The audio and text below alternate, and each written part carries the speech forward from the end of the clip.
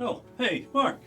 What's going on here? Oh, hi, Eric. We're setting up a taste test campaign for one of our clients, the yogurt company. Yeah. I'm doing a test run before we put it into action. Well, okay, carry on. Okay, so let's try yogurt number 1. Oh, that is really good. That's going to be hard to beat. On to number 2. Okay. Definitely better. I mean, this is without a doubt going to be the champion.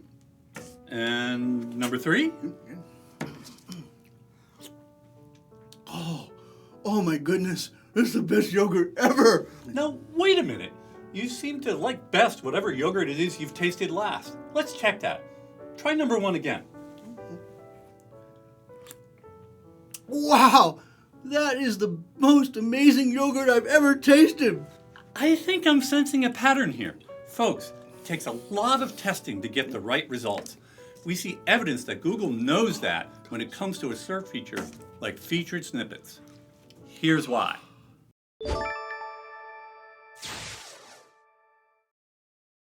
Eric, tell the viewers what we did in our latest featured snippets study. Happy to. So we were interested in measuring how frequently Google changes featured snippets. So to do that, we got together with a team at Stat Analytics to see if we could use their data to help measure it, because they have an awesome tool for this. And what we did together with them is we took 5,000 keywords that we had previously seen had featured snippets with other studies that we do on the topic. And we checked them with the Stat tool every single day for 124 straight days on both mobile and desktop. And what did we see?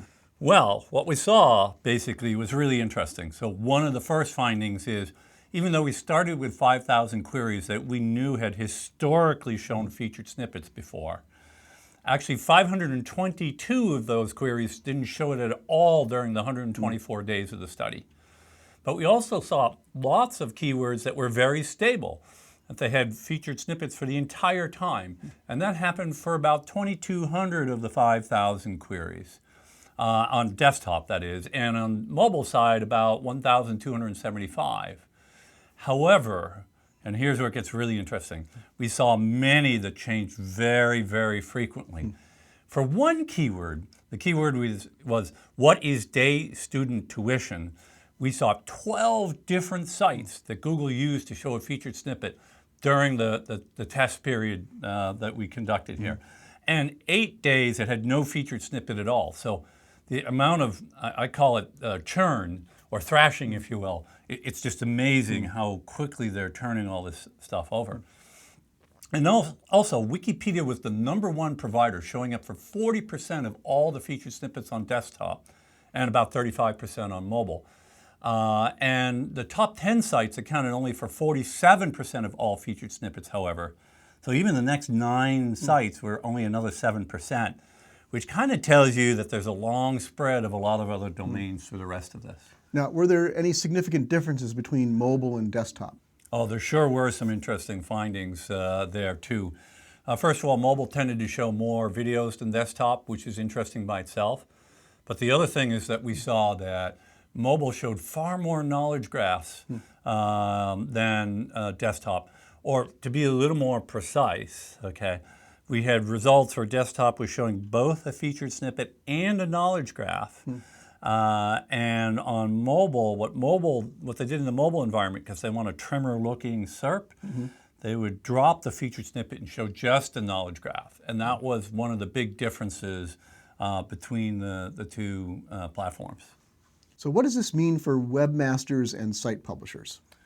Well, first of all, featured snippets remain incredibly important, and you just have to learn how to obtain them.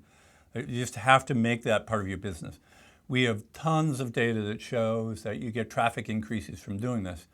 And you need to know that Google is doing a lot of dynamic testing, so you have to expect this to be volatile. You might succeed in getting a featured snippet, and then you'll lose it. But Google isn't investing all this energy unless it's incredibly important. And I've said it before, and I know other people out there are saying it too. One of the reasons why featured snippets are so important is they play an important role in voice environments. So if someone does a voice query, and Google wants to be able to give that right first answer, and the whole featured snippet thing is about a whole new algorithm at Google to get to that perfect first right answer. And in the voice environment, if you're not that perfect voice right answer, you're just out of the picture. So that's another reason why it's really important to get it. But even as you do all of this, the interesting thing that I want people to think about, Mark, is it's actually Google giving you clues on how to make your content better. And put aside Google for a moment. If you have this tool that could help you, learn how to make your content better for your potential users to your site, you'd probably want to have access to that. So that's a whole nother reason to do featured snippets. Altogether, to me, all of these things are such huge opportunities. You just got to go do it. Well, thank you, Eric. That was really fascinating. And, as Eric alluded to toward the end there, the value of some of these studies that we do like this one of the values, I think, is that it not only gives you details about, in this case, featured snippets and knowledge graph results and things like that, and mobile versus desktop, but overall into how Google thinks, how Google approaches search and the process. And as search marketers, that's very, very valuable. So you'll want to look at the whole study that Eric produced.